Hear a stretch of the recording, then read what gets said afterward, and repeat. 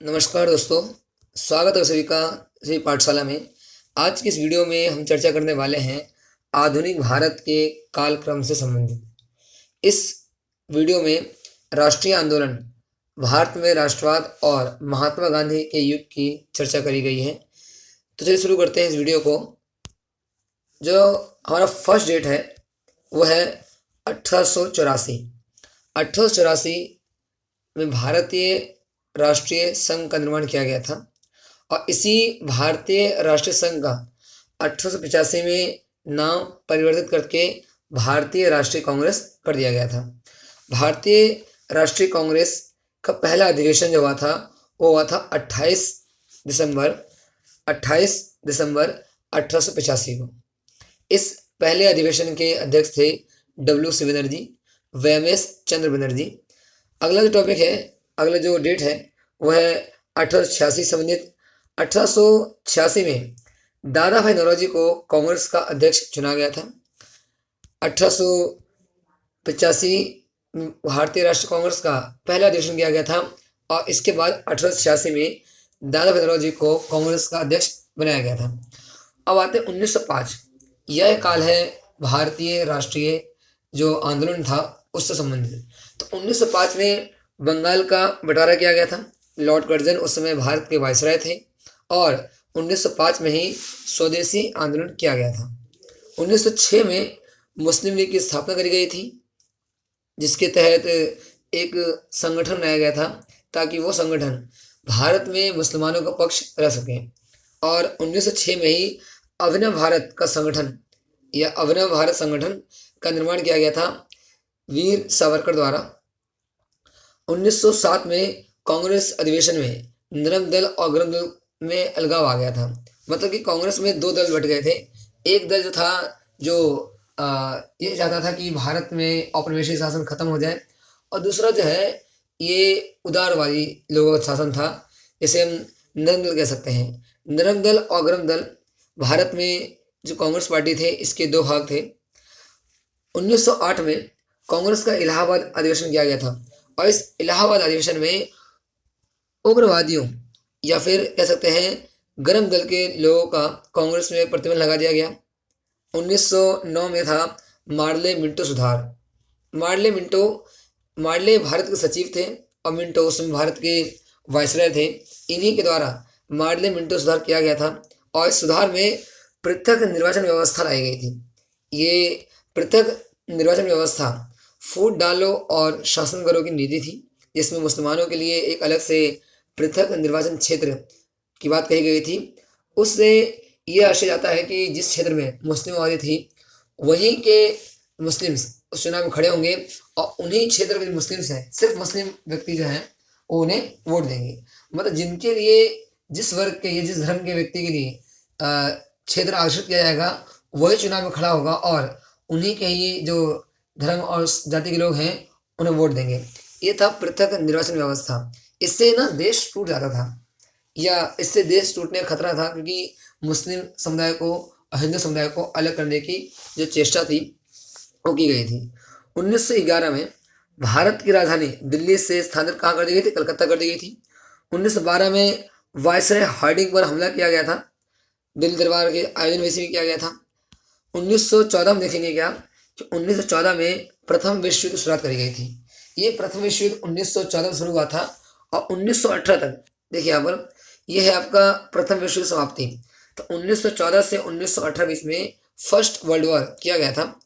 1915 में 9 जनवरी 1915 को महात्मा गांधी का आगमन हुआ था और इन्हीं के आगमन से गांधी युग का शुरुआत हुआ।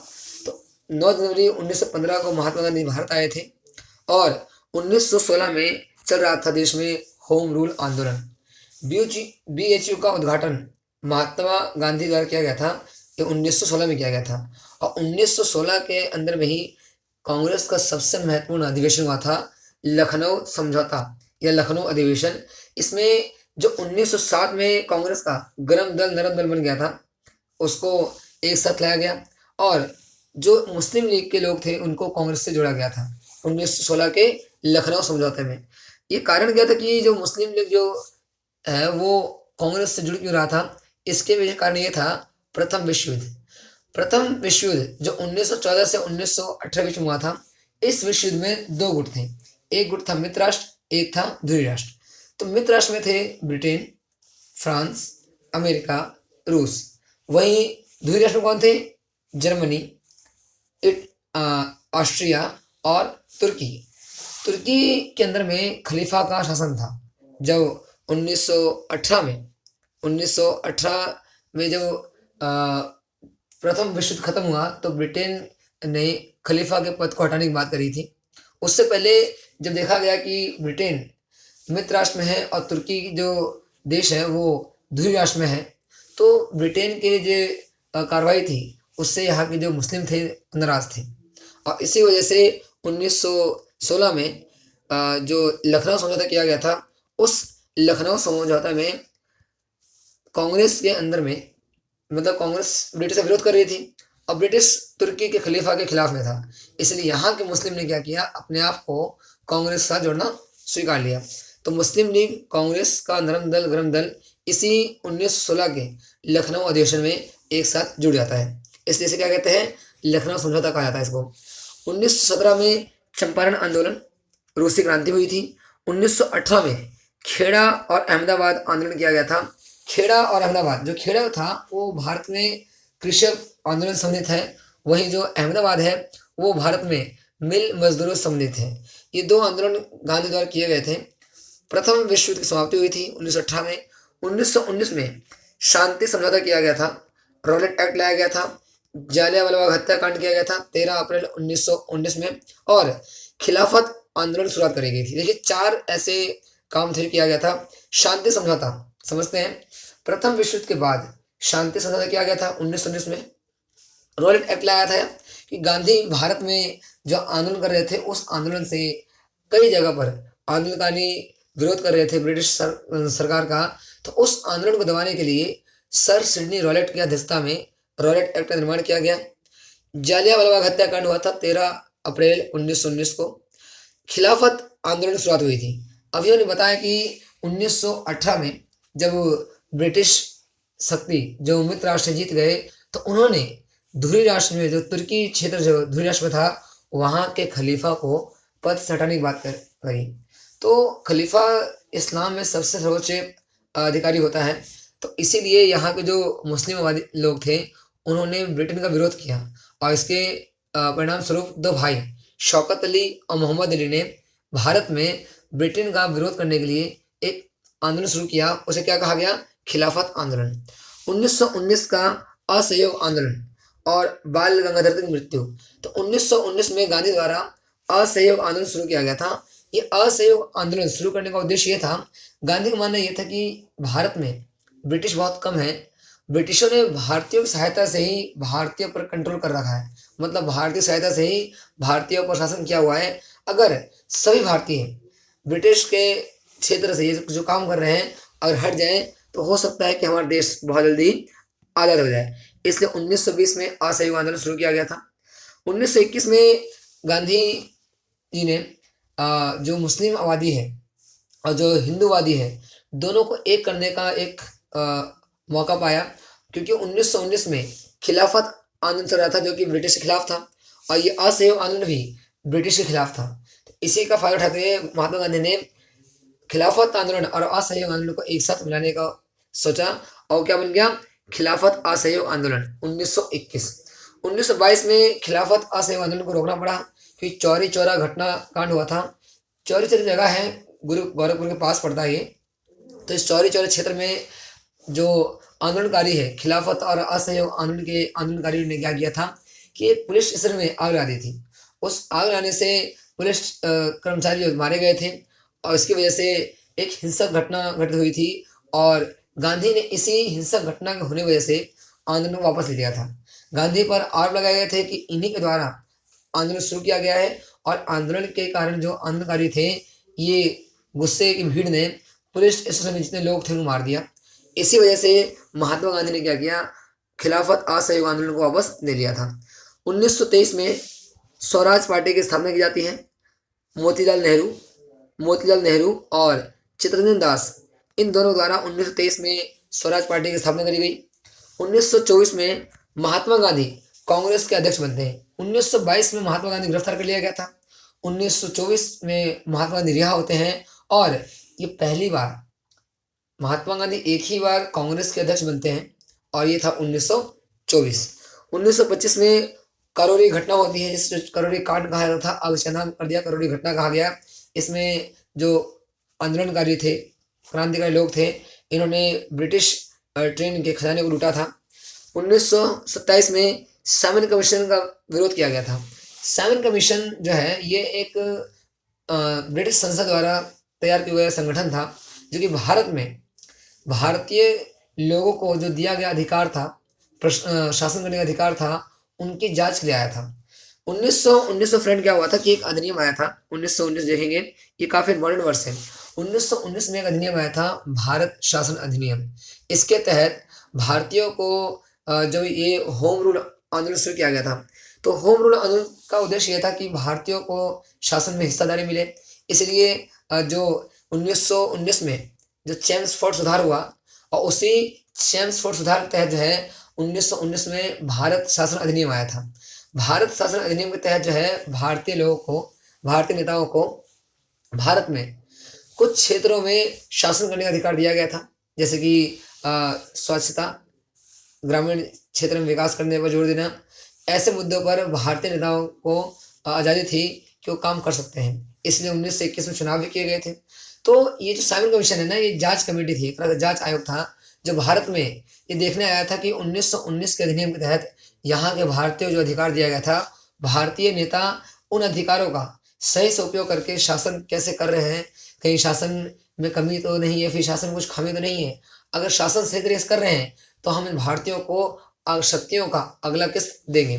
तो उसी की जांच के लिए साइमन कमीशन आया था 1927 में। ये साइमन कमीशन विरोध दो तरह से किया गया।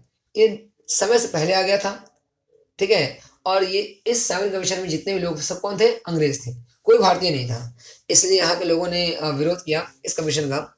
अगला पॉइंट है वो 1928 का है। 1928 में साइमन कमीशन विरोध करते हुए लाला लाजपत राय की मृत्यु हो गई थी।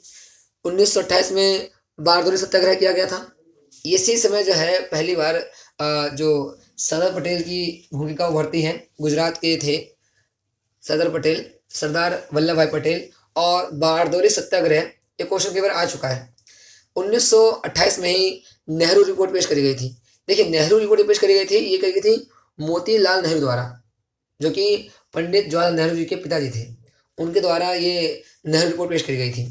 अगला जो टॉपिक है, अगला जो पॉइंट है वो देखेंगे 1929, बहुत ही इंपॉर्टेंट है। 1929 में लाहौर अधिवेशन किया गया था। लाहौर जो आज पाकिस्तान में है, 1919 का लाहौर अधिवेशन, और पंडित जवाहरलाल नेहरू इस अधिवेशन के अध्यक्ष बने थे। देखिए, 1928 में जो नेहरू रिपोर्ट पेश करी गई थी मोतीलाल नेहरू द्वारा पेश करी गई थी। वह 1929 में जो लाहौर अधिवेशन हुआ था उसके अध्यक्ष कौन थे? पंडित जवाहरलाल नेहरू, युवा नेता थे उस समय। 1930 में सविनय अवज्ञा आंदोलन, नमक सत्याग्रह, प्रथम गोलमेज सम्मेलन, और पहली बार भारत में स्वतंत्रता दिवस मनाया गया था, फर्स्ट टाइम।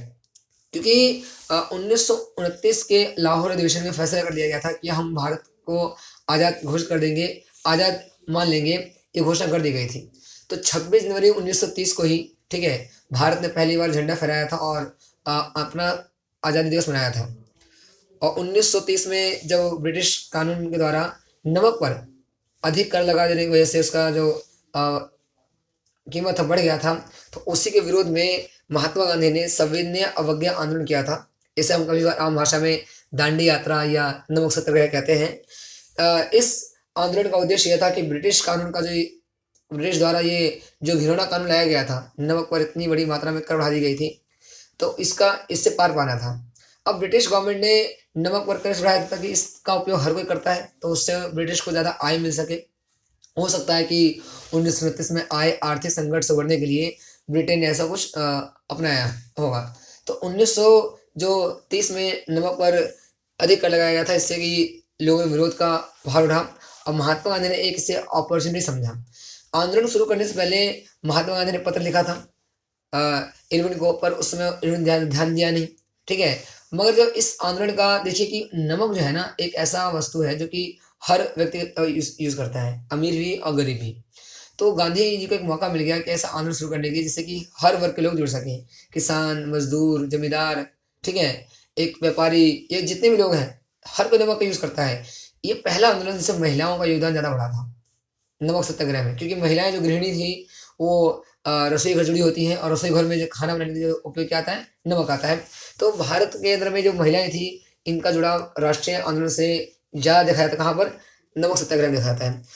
और 1930 में ही पहला गोल मेज सम्मेलन किया गया था। ये गोल मेज सम्मेलन इसलिए किया गया था ताकि हम भारतीयों के जो अ, प्रतिनिधि हैं उनके साथ बैठ करके बातें करें और उनकी समस्याओं को सुने और एक नया जो अधिनियम लाए जिसमें कि भारतीयों को और अधिकार दिया जाए, इसलिए गोल मेज सम्मेलन किया गया था। तो प्रथम गोल सम्मेलन जब किया गया था उसमें गांधी जेल में थे, ठीक है। तो उस समय गांधी जेल में थे, इसलिए प्रथम गोल मेज सम्मेलन में महात्मा गांधी शामिल नहीं हो पाए थे। द्वितीय गोल मेज सम्मेलन में महात्मा गांधी शामिल हुए। 1931 में देखिए गांधी इरविन समझौता किया गया था। गांधी इरविन समझौता, इरविन जो थे, लॉर्ड इरविन जो भारत के उस समय वायसराय थे, मार्च 1931 में गांधी इरविन समझौता किया गया था। और इस समझौते के तहत जो कहा गया था कि जितने भी जो राजनीतिक कैदी हैं जिन्होंने हिंसा नहीं करी थी, वो जो आंदोलन शामिल थे उनको आज़ाद कर दिया जाए। गांधी इरविन समझौते के बाद द्वितीय गोल मेज सम्मेलन था और द्वितीय गोल सम्मेलन में महात्मा गांधी इंग्लैंड गए थे, लंदन गए थे। 1932 देखेंगे पूना पैक्ट, ये हुआ था महात्मा गांधी और अम्बेडकर के मध्य हुआ था।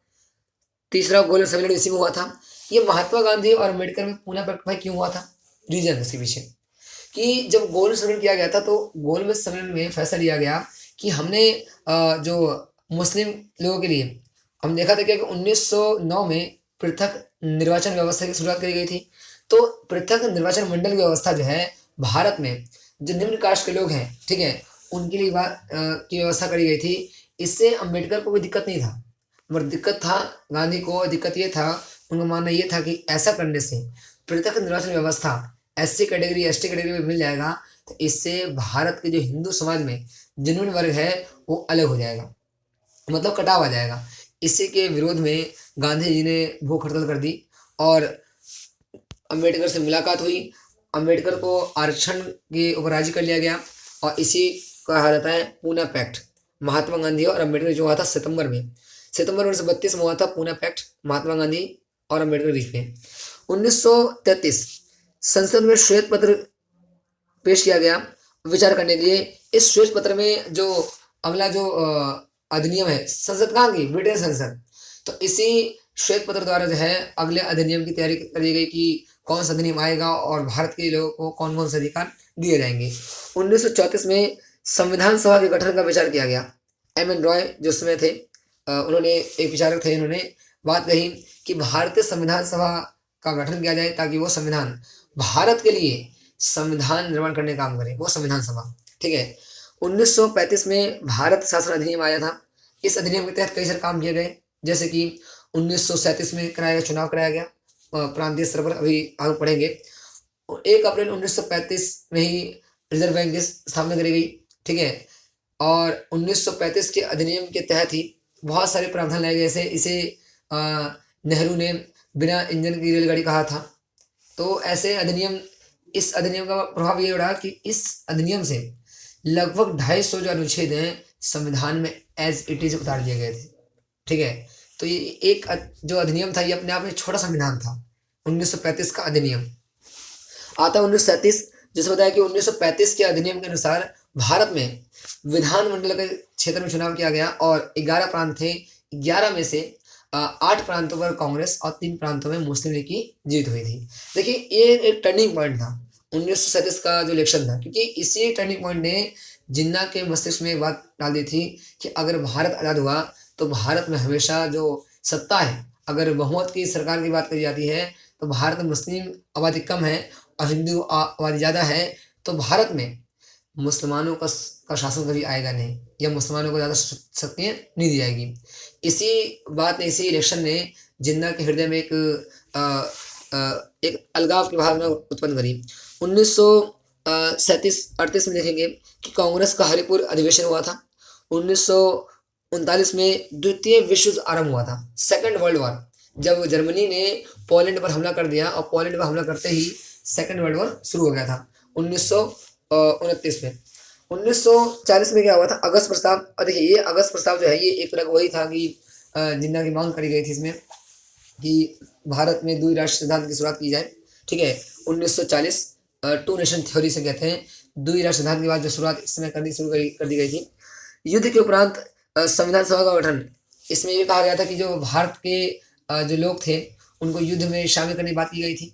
तो उसमें 1940 में आया गया था अगस्त प्रस्ताव की युद्ध के उपरांत जो है भारत को आज़ाद करने की और संविधान सभा के गठन की बात करी गई थी इसमें। 1942 देखते हैं, ये था भारत छोड़ो आंदोलन। देखिए 1905 स्वदेशी आंदोलन, 1920 असहयोग आंदोलन, 1930 सविनय अवज्ञा आंदोलन और 1942 भारत छोड़ो आंदोलन। ये 4 महत्वपूर्ण भारत के अंदर में राष्ट्रीय आंदोलन थे। 1942 में जो एक और आया था, क्रिप्स मिशन आया था। क्रिप्स मिशन इस वजह से आया था कि भारतीयों को युद्ध में शामिल किया सके, उसके लिए अधिग्रहण किया आया था ये। और क्रिप्स मिशन का जी बात थी, उसे एक्सेप्ट नहीं किया गया और कुछ मांगे थी भारतीयों की, उस मांग को स्वीकार नहीं किया गया। तो 1942 में भारतीयों ने खासकर 8 अगस्त को बात करी गई और 9 अगस्त 1942 में भारत छोड़ो आंदोलन को शुरू किया गया था, क्वाइट इंडिया मूवमेंट। और इसी आंदोलन में गांधी ने कहा था करो या मरो। ठीक है, ये एक तरह का हिंसक आंदोलन था, इसको गांधी ने नारा दिया था करो या मरो। और इस आंदोलन में जो सबसे बड़ा भूमिका निभाया था सुभाष चंद्र बोस ने। ठीक है, 1900 देखते हैं 43 का, 1943 यहाँ सॉरी 1943 1942 में भारत छोड़ो आंदोलन। 1943 महात्मा गांधी को जेल से रिहा कर दिया गया था क्योंकि 1942 में जो आंदोलन हुआ था उस आंदोलन के होते ही गिरफ्तार कर लिया गया था। ठीक है, तो वो गिरफ्तार थे महात्मा गांधी, तो उस समय ही क्या कहते हैं, मतलब जेल से रहते हुए उन्होंने इस आंदोलन को सपोर्ट किया था क्योंकि आंदोलन शुरू होते ही गिरफ्तार कर लिया गया जल्दी ही, तो वो ज़्यादा देर तक आंदोलन शामिल नहीं हुए थे। तो 1943 में महात्मा गांधी को जेल से रिहा किया गया। 1944 में सांप्रदायिक समस्याओं के निपटने के लिए CR फार्मूला, ठीक है, यह है C राजगोपालाचार्य फार्मूला अपनाया गया था। उनका मानना ये था कि भारत में जो सामुदायिक समस्याएं हैं, जो ग्रामीण क्षेत्र की समस्या है, उन समस्याओं को सुलझाया जाए। और 1944 में देखिएगा बॉम्बे प्लान पेश किया गया था उद्योगपतियों द्वारा। ठीक है, और इसमें सरकार की नीतियाँ कैसी हो, सरकार किस क्षेत्र में ज़्यादा ध्यान दे, इस बात को लेकर के एक बात कही गई थी कि उद्योगों पर सरकार का विकास क्षेत्र ज़्यादा काम किया जाए ताकि जो वहाँ के उद्योगपति वो आगे विकसित हो सकें। 1945 में आया था वेबल योजना। देखिए 1945 अपने आप में बहुत ही एक इम्पॉर्टेंट वर्ष है कि 1945 में यूएनओ की स्थापना करी गई थी। 1945 में सेकेंड वर्ल्ड वॉर खत्म हुआ था। 1945 से कोल्ड वॉर शुरू हुआ था। 1945 में ही हिरोशिमा और नागासाकी पर अमेरिका ने परमाणु हथियार का उपयोग किया था और 1945 में ही वेबल योजना आई थी। वेबल जो उस समय भारत के वायसराय थे, लॉर्ड वेबल, और उन्हीं के द्वारा योजना लाई गई थी कि भारत को हम जल्द से जल्द आज़ाद करने वाले हैं। इंडिया आज़ाद होने वाला था 1948 में, पर कुछ समस्याएं थी, इसी वजह से इंडिया को जल्दी आज़ाद होना पड़ा 1947 को। भारत को आज़ाद क्यों करना पड़ा उनको, इसका कारण ये है कि जो ब्रिटेन है, ठीक है, तो ब्रिटेन की आर्थिक स्थिति बहुत खराब हो गई थी। जो आपका सेकेंड वर्ल्ड वॉर है, सेकेंड वर्ल्ड वॉर में यूरोप की कंट्री जो थी उनकी स्थिति बहुत खराब हो गई थी और आर्थिक स्थिति खराब होने की वजह से उन्होंने धीरे धीरे अपने उपनिवेशों को आज़ाद करना शुरू कर दिया था। इसी स्तर पर, इसी लय में भारत में भी आज़ाद करने की बात शुरू करी गई। 1946 में भारत की आज़ादी से पहले कैबिनेट मिशन आया था। कैबिनेट मिशन का उद्देश्य ये था कि भारत में एक संविधान सभा का गठन करना ताकि वो संविधान सभा भारत में चुनाव करवा करके वो संविधान सभा भारत में संविधान निर्माण कर सके। इसलिए कैबिनेट मिशन आया था। कैबिनेट मिशन द्वारा भारत में संविधान सदस्यों का चुनाव किया गया। ठीक है, ये चुनाव हुआ था, अप्रत्यक्ष रूप से हुआ था, मतलब इसमें सार्वभौमिक वयस्क मताधिकार का उपयोग नहीं किया गया था। प्लीज इस पर ध्यान दीजिएगा, सार्वभौमिक वयस्क मताधिकार का उपयोग नहीं किया गया था, अप्रत्यक्ष रूप से किया गया था। जो प्रतिनिधि जनता के उन्हीं के द्वारा चुनाव किया गया था। इस जो चुनाव हुआ था उसमें कुल मिलाकर के 389 लोगों ने चुनाव में अपने आप को जीत हासिल की थी और 389 लोग, ठीक है, संविधान सभा की पहली बैठक में उपस्थित हुए थे। पहली बैठक हुई थी 9 दिसंबर 1946 को हुई थी पहली बैठक, और पहली बैठक में 389 लोग शामिल हुए थे।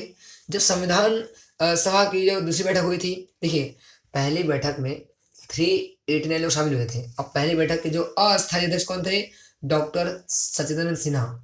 9 दिसंबर 1946 को वहाँ सेकंड मीटिंग हुई थी, और सेकंड बैठक में, द्वितीय बैठक में डॉक्टर राजेंद्र प्रसाद को संविधान सभा का स्थायी अध्यक्ष बना दिया गया था, ठीक है।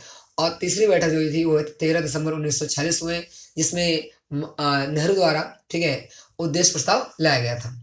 अब 1946 के जो संविधान सभा का स्वरूप है, और देखिए 1947 में संविधान सभा का स्वरूप है, उसमें बदलाव है, क्योंकि 1946 में जो पहली बैठक हुई थी उसमें 389 लोग थे। वहीं जो 1947 भारत की आज़ादी के बाद संविधान सभा के सदस्यों की संख्या घट गई थी, 299 रह गई थी। बाकी जो लोग थे वो कहाँ चले गए थे, पाकिस्तान में आज़ादी के बाद, ठीक है। और 284 लोगों ने संविधान पर साइन किया था, और उन्हीं का साइन देखा जाता है संविधान पर। अगला डेट है वह है 1947, ये इंपॉर्टेंट डेट है। ये भारत पाकिस्तान में बंटवारा किया गया था, ठीक है। पाकिस्तान 14 अगस्त को आज़ाद हुआ था, भारत 15 अगस्त को आज़ाद हुआ था। और इसी वर्ष जो है देखिएगा कि 1947 में, ठीक है, जिन्ना ने पेश किया था द्वि राष्ट्र सिद्धांत, और द्वि राष्ट्र सिद्धांत के बाद कारण ही जो है लॉर्ड लुईस माउंटबेटन, ये भारत के अंतिम वायसराय थे, और लॉर्ड लुईस माउंटबेटन द्वारा, ठीक है, 3 जून योजना, ये कहें लॉर्ड माउंटबेटन योजना है, उसको प्रस्तावित किया गया था। और इसी योजना के तहत कहा गया था कि ब्रिटिश इंडिया के 2 हिस्से होंगे, एक होगा पाकिस्तान, एक होगा हिंदुस्तान। जब पाकिस्तान होगा और हिंदुस्तान होगा, इनका बंटवारा कैसे किया जाएगा, धर्म के आधार पर किया जाएगा, इसलिए पाकिस्तान 2 बना। जो आज का बांग्लादेश है उसे कहा गया पूर्वी पाकिस्तान, और जो आज का पाकिस्तान से क्या कहा गया, पश्चिम पाकिस्तान, ठीक है। तो इसी लॉर्ड लुईस माउंटबेटन की योजना जो 3 जून को लाई गई थी, इसी के तहत देश का बंटवारा किया गया था। 1946 में मुझे एक चीज भूल गए कि 1946 में क्या हुआ था, तो 1946 में हुआ था प्रत्यक्ष कार्रवाई दिवस। ये जिन्ना के आह्वान के द्वारा किया गया था, मतलब जिन्ना ने आह्वान किया था प्रत्यक्ष कार्रवाई दिवस का। और इस दिन बहुत ही ज़्यादा मारकाट हुआ था बंगाल में, वहाँ की सड़कें बिल्कुल खून से लाल हो गई थी, वहाँ के जो लोग थे वो हिंसक घटनाएं हुई थी, मुस्लिम हिंदू को मार रहे थे, हिंदू मुस्लिम मार रहे थे। इस घटना के लोगों का दिल दहल सा गया था। 1947 में भारत आज़ाद हुआ, और आज़ाद होते ही भारत जो है 2 भागों में बट गया था, ये सब जानते हैं। और 1947 में ही शुरुआत हुई थी समस्या किसकी, रजवाड़ों के विलय करने की। 565 रजवाड़े थे, जब ब्रिटिश यहाँ चले गए तो उन्होंने उन रजवाड़ों को भी आज़ाद कर दिया जो रजवाड़े ब्रिटिश के अधीन थे। उन रजवाड़ों पर राजा शासन था, और जब ब्रिटिश यहाँ से गए तो रजवाड़ों को कहा गया कि आपकी इच्छा है, आप आज़ाद रहिए, या पाकिस्तान मिल जाइए या हिंदुस्तान में मिल जाइए। तो उन रजवाड़ों को भारत में शामिल करने की शुरुआत जो है 1947 के बाद शुरू कर दी गई थी। बहुत ही रजवाड़े तो पहले ही मतलब आ गए थे। जो मेन प्रक्रिया शुरू हुई थी, जिसमें 4, जो जूनागढ़ हो गया, मणिपुर हो गया, जम्मू कश्मीर हो गया, हैदराबाद हो गया, इन 4 रजवाड़ों को भारत शामिल करने में समस्या आई थी। 1948 महात्मा गांधी की मृत्यु हुई थी 30 जनवरी को 1948 में, और छाया युद्ध किया गया था। ये पाकिस्तानी कबीला द्वारा किया गया हमला था जम्मू कश्मीर पर, और इसका जो सामना किया गया था भारतीय सेना द्वारा। तो ये वॉर हम जीत चुके थे। शुरू में पाकिस्तान ने एक्सेप्ट नहीं किया, बाद में एक्सेप्ट किया कि हाँ ये हमला जो है हमारे द्वारा ही किया गया था। 1919 भारतीय संविधान का निर्माण पूरा हुआ। 1949 में 26 नवंबर 1949 को भारत संविधान का पूरा काम कंप्लीट हो गया था, और संविधान की जो अंतिम बैठक हुई थी वो हुई थी 24 जनवरी 1950 में। 1950 में संविधान लागू किया गया था। संविधान लागू करने की डेट क्या थी, 26 जनवरी 1950। डेट 26 जनवरी क्यों लागू किया गया था, आपने देखा था क्या कि 1930 में जब ये पहली बार भारत ने अपने आप को आज़ाद घोषित किया था, वो डेट क्या था, 26 जनवरी 1930। तो उसी डेट को याद करने के उद्देश्य से 26 जनवरी 1950 को इस संविधान लागू किया गया था। फ्रेंड्स, इससे मैंने 1885 जो कांग्रेस की स्थापना हुई तब से लेकर के 1950 तक का एक कालक्रम मैंने आपसे डिस्कस किया। ये कालक्रम बहुत हेल्पफुल है। अगर आपने वीडियो देखा हो पूरा, थैंक यू। आपको हेल्पफुल लगता है तो प्लीज़ इसे शेयर करिए, और ऐसे चीज़ों को जानने के लिए, ऐसे जो ज्ञानवर्धक चीज़ें हैं उनको जानने के लिए और हमसे जुड़े रहने के लिए चैनल सब्सक्राइब करिए। काफ़ी मेहनत लगती है बनाने में ऐसी वीडियोज़ को, क्योंकि ये वीडियोज़ काफ़ी फैक्चुअल होते हैं और कॉन्सेप्ट जोड़ना बहुत ज़रूरी होता है। तो आज की इस वीडियो में इतना ही। Thank you very much.